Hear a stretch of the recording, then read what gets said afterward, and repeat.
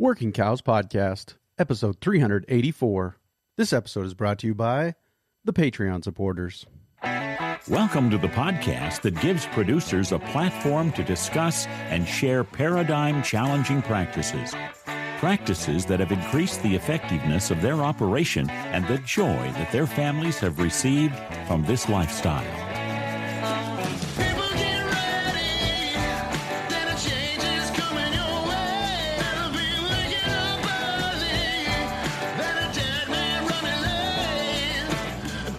Howdy, everybody. This is Clay Conry, host of the Working Cows Podcast, recorded exclusively in the Understanding Ag Studios. And this episode is brought to you by the Patreon supporters. Shout out to the Patreon supporters. Recently looking through the list of those who are supporting the show, and so many of them have been with the show for multiple years, some of them up over 5 years of support of the show on Patreon. Very much appreciate that. We send out swag gifts on a quarterly basis to those who sign up for their first year. They get a swag gift every year or every quarter, and then I try to send out an annual one. We've done coats, we've done cribbage boards, we've done sets of exclusive coffee mugs that you can't get anywhere else, stuff like that. So really appreciate all those who have supported, and on top of all that, try to do at least 10 minutes of bonus content with every week. Sometimes it's a little bit less than that, but sometimes it's more than that too. So try to do at least 10 minutes of bonus content with every guest and get that kicked out on a regular basis as well. So very much appreciate all of the faithful support of the Patreon supporters over the years. Today, I'm going to share with you a talk I recently gave on Jared Sorensen's Regenerative Legacy Summit. And I chose just to go with the approach of talking about biblical stewardship. And so just kind of analyzing what does it mean to look at our responsibility as the scriptures define it to the world that we're living in.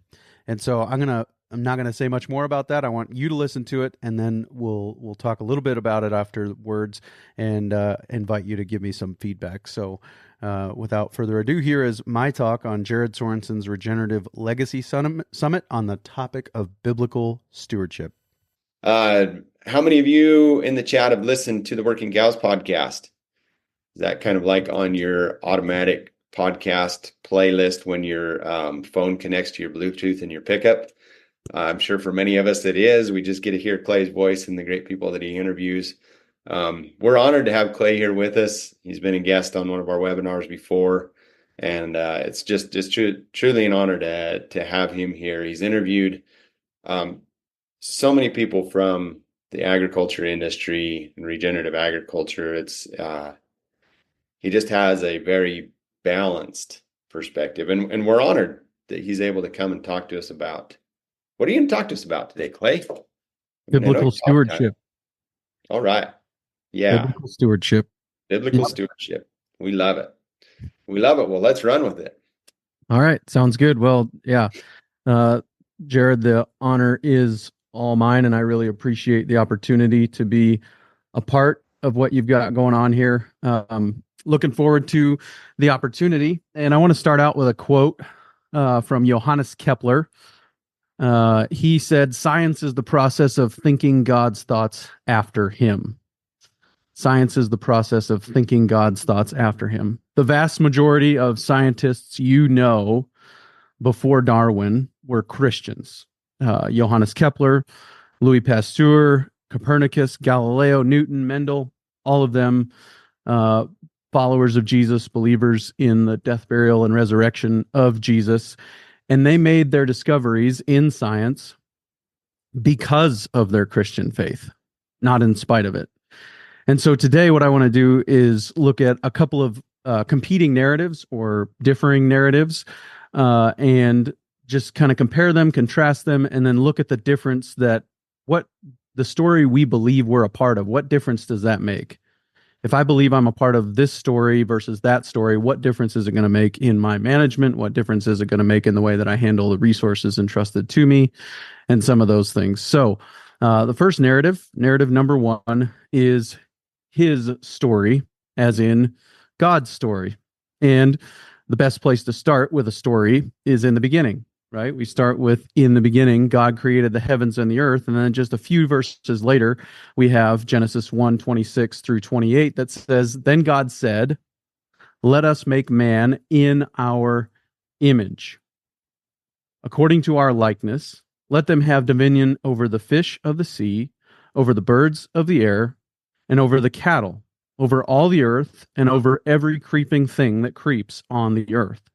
So God created man in his own image, and in the image of God he created them, male and female he created them. Then God blessed them, and God said to them, "Be fruitful and multiply, fill the earth and subdue it. Have dominion over the fish of the sea, over the birds of the air, and over every living thing that moves on the earth." And again, that's Genesis 1:26 through 28. That came from the New King James Version, because I would stumble over the old King James, and as I've found out recently, pretty much any other translation at this point. So I'm in a rut of the New King James, but Genesis 1:26 says that we're created in God's image. And I think that there are three big things that means. That means that we were created on purpose. We weren't a cosmic accident that came about because of an explosion. We were created on purpose. God intended us to be created on purpose. He did it, and he set out to do it, and we were the result of what he intended to do from the beginning. The second thing is that we're created for a purpose. God created us for a purpose, created us to do something.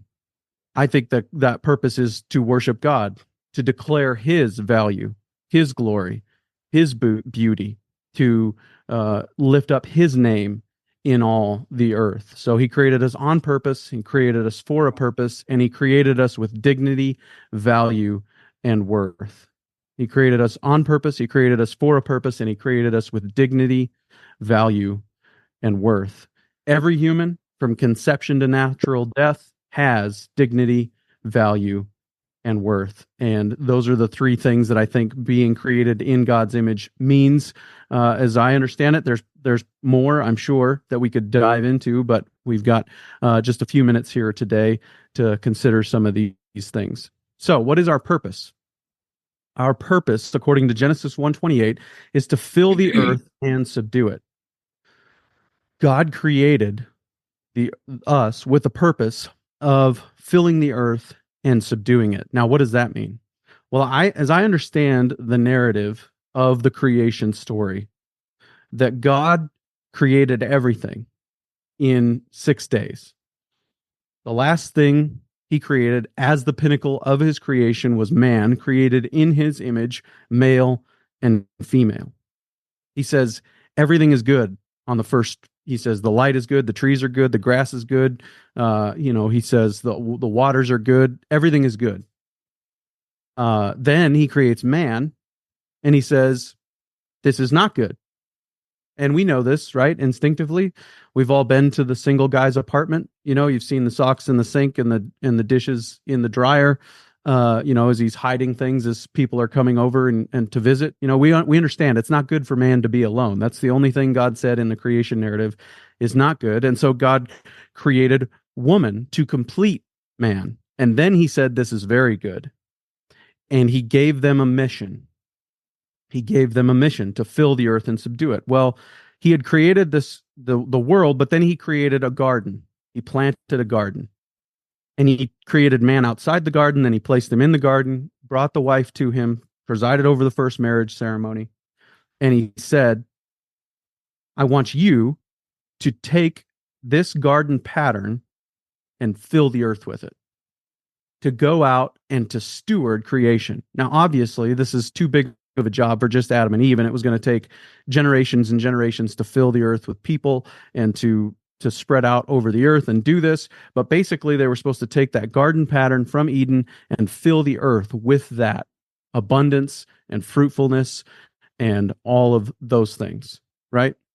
Well, we look around today and we see maybe not everything is good, right? Everything isn't necessarily good. And so there's obviously more to this story, and we'll get into that towards the end. But that's the first narrative, is that we are created in God's image with a purpose, on purpose, for a purpose, with dignity, value, and worth, to fill the earth and subdue it. To fill the earth with, the knowledge of God, but also to take the pattern that was in the Garden of Eden and spread it out to the rest of the world. So then we come to the second narrative.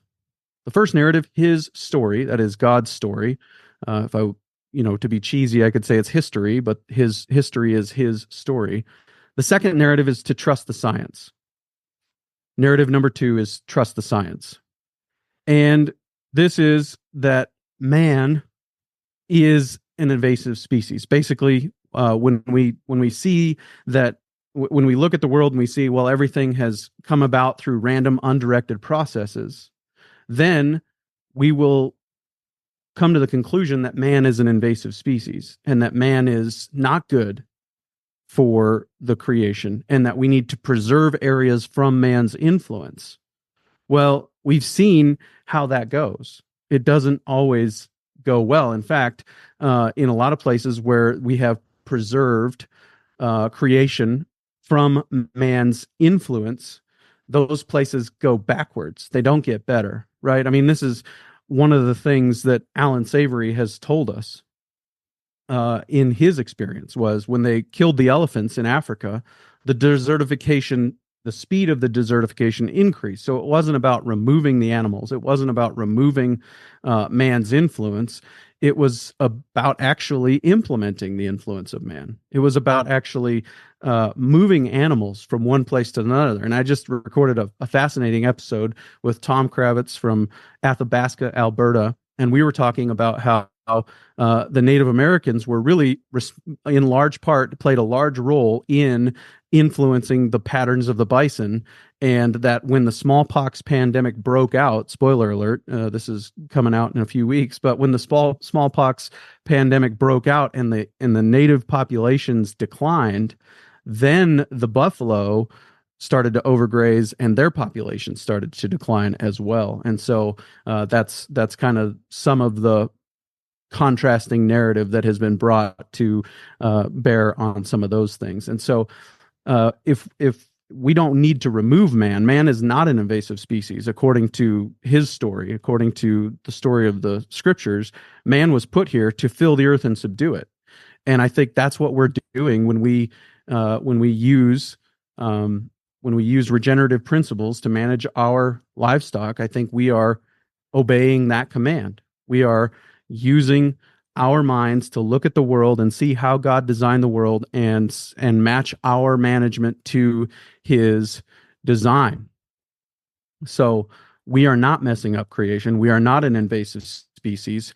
We are here for a purpose. And I believe that man's influence can make land better than it can be apart from man's influence. Now, is that always the case? No. Does it still happen that we are causing desertification in the landscapes? Absolutely, 100% yes. I was talking to Alan Williams the other day from Understanding Ag, and he said that in the same week in Alabama, a place that gets 60 inches of rain per year, they had a dust storm and a flood in the same week. Well, it's a broken water cycle, right? And it's in large part tillage that's causing those issues. Leaving the soil bare, giving it ability to cap when rain comes and the water to run off, and then it's dry and the wind blows and it's a dust storm. So I mean, we've got this broken water cycle. So man's management isn't by default good. We've got to look at the world, examine the world, figure out how God created the world, and then work to make our management match those things. So when we match our management with God's design, the earth is an abundant, fruitful, self-healing, self-organizing, self-regulating system. When we match our management with God's design, the earth is an abundant, fruitful, self-healing, self-organizing, and self-regulating system. And we just look and say, when does the microbiology thrive?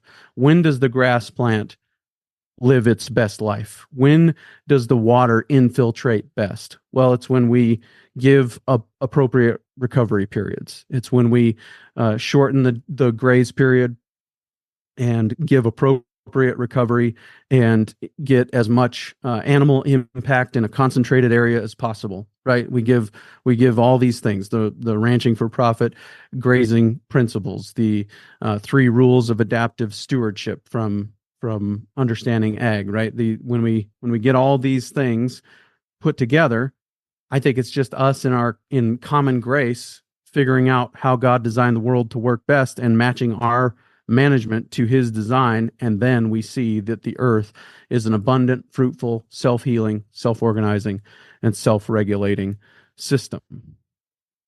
The fact that rewilding these landscapes didn't work without management from mankind was one, as I said earlier, was one of the fundamental observations of Alan Savory. And he shows the pictures of the fence line comparisons between land that is preserved from animal impact, from man's influence, and land that is managed. And so what does this have to do with legacy, right? This is the Regenerative Legacy Summit. So what does this have to do with legacy? We should probably answer that question. Well, first of all, I think it gives us a better story. To think that we are created in God's image, on purpose, for a purpose, with dignity, value, and worth, and that purpose is to fill the earth and subdue it, is a great story, rather than man is an invasive species and his influence needs to be, taken away from certain areas of the world. Secondly, it brings satisfaction, right? We're doing what we were created to do. This, like, contrary to what you might have heard, the oldest occupation in the world is actually a farmer or a rancher or a gardener, whatever, an agriculturalist, right? That's what Adam and Eve were put here to do. And that's what they were created by God to do. And so we are created for that purpose. And we get satisfaction from knowing we're doing what we were created to do. The third one is meaning. It gives us meaning. Every task has meaning. It's not just a mundane task. Oh, here I am again, reeling up the polywire, right? No, this is me fulfilling the purpose with which God created me to do, to fill the earth and subdue it, to bring life, to foster life on this planet. And so it brings us meaning. This is the contrast, right? Oneism and twoism. Is it oneism, which is everything's in one box? We're no different than the plants or the animals or the trees. We're just slightly more evolved than the animals. Or is it twoism, that God is one thing and he created everything else? And he placed us here with a purpose to fill the earth and subdue it. Now, some invitations. How do we line up our lives with this story, with his story? The first one is to repent. We stop trying to take control of our own story. Stop thinking it's all depends upon us. It's all up to us. Just repent from that story. Change your mind. That's what it means, is to change your mind. Change your mind about the story you're living as a part of. To turn from your own self-direction, turn from your own life, and turn to Christ and submit to his lordship. And that's believing that the death, burial, and resurrection of Christ was the only sufficient payment for sins. That's the point, right, of what I said earlier. Everything was good, right? When God said everything was good, everything was very good. But then we look around now and we see everything is not very good, right? Everything is not very good. And so we have to say, what happened? Well, man chose to go his own way. Man chose to eat of the fruit of the tree of the knowledge of good and evil. And man chose to do his own thing. And so now we have to stop trying to do our own thing and believe in Christ. And then we become part of this story. So then we join the story, right? We participate in the story. We become participants in this story of what God is doing in the world, and we get to join him, and we get to see our work as just a participation in what he is doing and what he created us to do, right? And one thing that recently came to my mind is that this changes the story we believe we're a part of. And it changes the story, and it's the difference between gifts and door prizes, right? If you were to receive a door prize, if you showed up at an event, and just because you showed up at the event, they put your name in a hat and they drew your name out of a hat and you got a Milwaukee grease gun, let's say. That's cool. That's fun. But what if somebody was paying attention and they were watching you work and they were watching you take care of all of the equipment that you've got and make sure that it's in good working order, and using a grease gun for, a few minutes or whatever every day, diligently taking care of that. And they're like, you know what? I bet he would really appreciate a Milwaukee grease gun. And they went out and bought you one and gave it to you as a gift, right? That's the difference, I think, between these two narratives. We see one thing as it's just a door prize. Well, this is just the land that my family was on, and I'm lucky enough to be here, and I'm lucky enough to get to live a life that I really love and I enjoy, and do work that I really enjoy. Or we see it as a gift from God who loves us, and he says, this is for you, and not only is this for you, but here's purpose: fill the earth and subdue it. Fill the earth with the knowledge of the glory of God as the waters cover the sea, as it says, I think, in Hosea. It's a gift. It's not just a door prize. It's not just something that we got. We were lucky to get our name pulled out of the hat. No, it's God loves us and he gave us this gift, and he's saying, now enjoy it. Be fruitful, multiply, fill the earth, and subdue it. And so I wanted to leave some time for interaction and discussions, but return to this here at the end. Science is the process, as Johannes Kepler said, of thinking God's thoughts after him. As we go out and we look, one of the accusations against creation or Christianity sometimes is that, it's just the God of the gaps. We can't explain all of this. And so just because we can't explain it, that must mean that there's a God that created it all. Well, I think that when we were employing those arguments, those gaps were maybe smaller. Those gaps were not as big as they are now. Those gaps are getting really big, a lot bigger, and as we start to understand just in the soil, all of the billions of microbes. When I started this podcast, 7 years ago, almost now, 7 years in November, I think what I was hearing was in a double handful of soil, there are as many living organisms as there are people on the earth. And now it's like in 2 teaspoons of soil, there are as many living organisms as there are people on the earth. And so we just keep on learning more and more and more about it. And as we learn more and more about it, we're discovering what God put in place at creation, as I understand it. And that's what I mean when I say science is the process of thinking God's thoughts after him. So feel free to reach out to me. Leave me a voicemail. Tell me what you think. I'd love to interact with you more about this. My email is there, howdy@workingcows.net will come right to me. If you want every episode I've put out in the last almost 7 years, ranchingpodcast.com is where you can find that. So thank you again for the opportunity, and I'll stand by for questions. Awesome, Clay. Let's give Clay a big round of applause, virtual round of applause, air clap. Wonderful job. We appreciate him being part of this event. So Clay, one of the questions is, that definition of dominion and kind of what it means in God's terms to have dominion over the earth and fishes of the sea, the animals, and how is that synonymous with stewardship? Kind of what are your thoughts there? Yeah, I think so. I think that we are. I think that when we see these rewilding projects, they don't go well. It doesn't get better when you remove man's influence. And I that's what I'm talking about, is that it's if we just remove man's influence completely, it's not going to get better. That's what I mean by subdue. Yeah.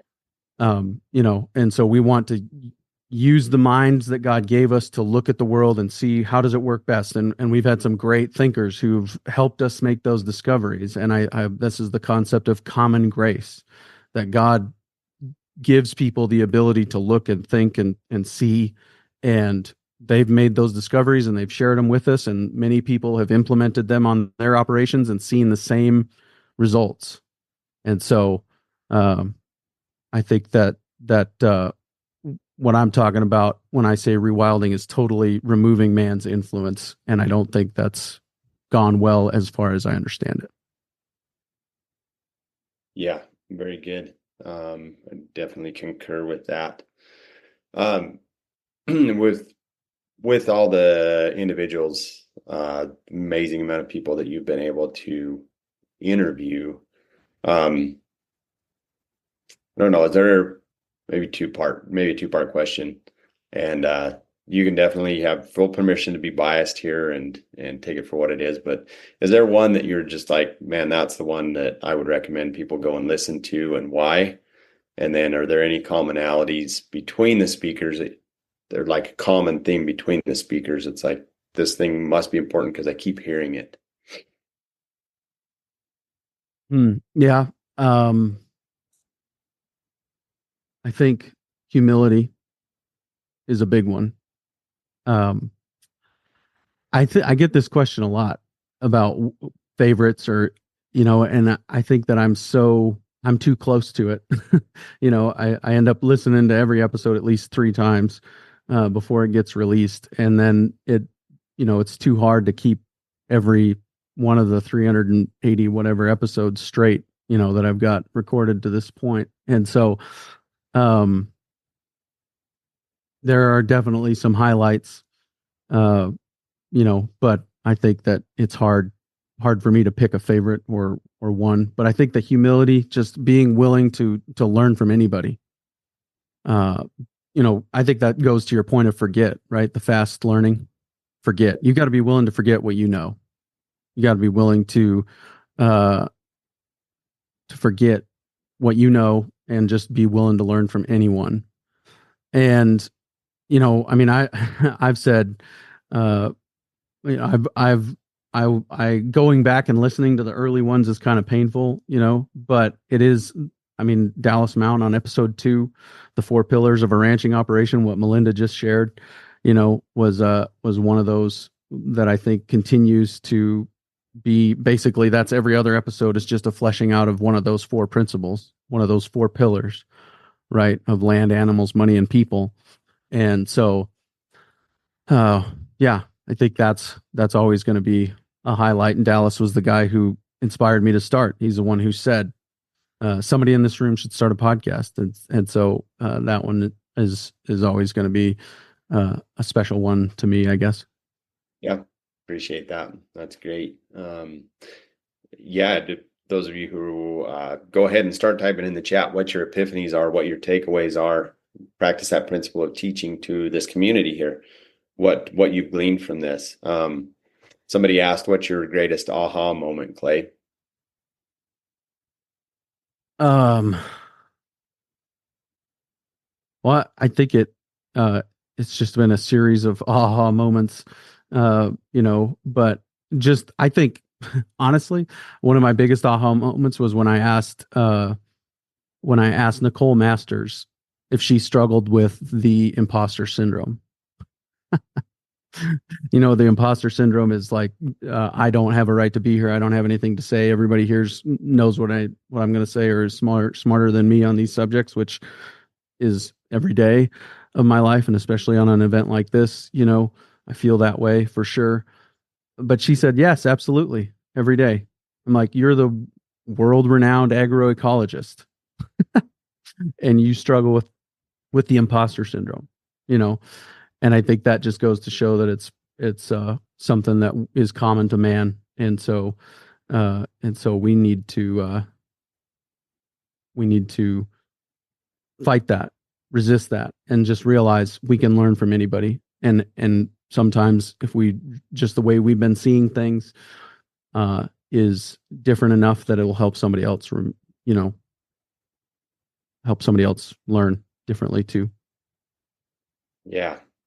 Thanks for sharing that. I don't know if that was on record or not with Nicole, but man, it's kind of what I needed to hear, because it was in Patreon bonus content, which there's a preview of that in the freebie that I put together for this conference or the summit. I'm not sure if I've ever released it to the broader feed, but yeah. So Margot just dropped that in the chat. Basically, if you go there, it should be pretty self-explanatory how to be able to pick up on the gifts and offers that each of the speakers, or some of the speakers, have to offer. Not everybody had that, but we welcome that and encourage you to go check that out. Yeah, definitely. Humility is great. And, we appreciate your humility, Clay, in coming here and being able to share from your heart the message that God's put upon your heart, and to be able to share that with this community. You've definitely added to this event. So thank you very much. Everybody send Sensei Clay some love in the chat. Let him know of our appreciation for him coming and joining us today. Take care, and God bless, Clay. Well, thank you so much for the opportunity. I was humbled to be asked. Absolutely. Yeah. Grateful that you were willing. So what do you think? Don't mean to impugn Alan Savory's reputation by bringing up his name, but do you agree or disagree that this is what he found, that when we remove man's influence, when we take away man exerting dominion on the landscape, that things don't improve? Is that what he found? I mean, I know he wouldn't necessarily say it that way, but do you agree with my assessment of that fact, that he discovered something that's true because God said it's true, that man is here to exercise dominion? Now, I know that other people have probably used this verse, fill the earth and subdue it, in a way that gave them permission to do things that we wouldn't agree with, or I wouldn't agree with, or I wouldn't do on my own place. And so, there's the caveat there for sure. But I think that we are here to make the landscape better through our management. And without good management that reflects God's design, and I think we can see that by the way that fungal and bacterial communities thrive under good management. And God designed that system to work that way. And the more that we can line up our management with the way he designed it to work, the more self-replicating, self-healing, self-organizing it's going to be, and the better it will get. So agree or disagree? Let me know. Reach out to me, workingcows.net/contact, social media pages, whatever. Send me an email. Let me know what you think. Am I on the right track? Is this a fair assessment of where we're at and our responsibility? So, would love to hear what you think.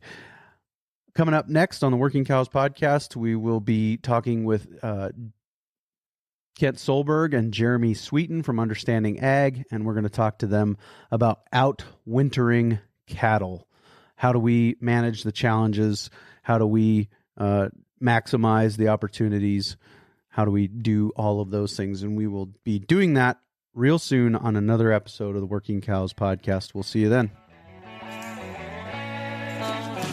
We invite you to visit workingcows.net to subscribe to the show via iTunes or Stitcher. You'll also find detailed show notes pages, resources from our guests, and the industry leaders who have influenced them. For more ideas on putting your cows to work for you in a more profitable way, tune in next week.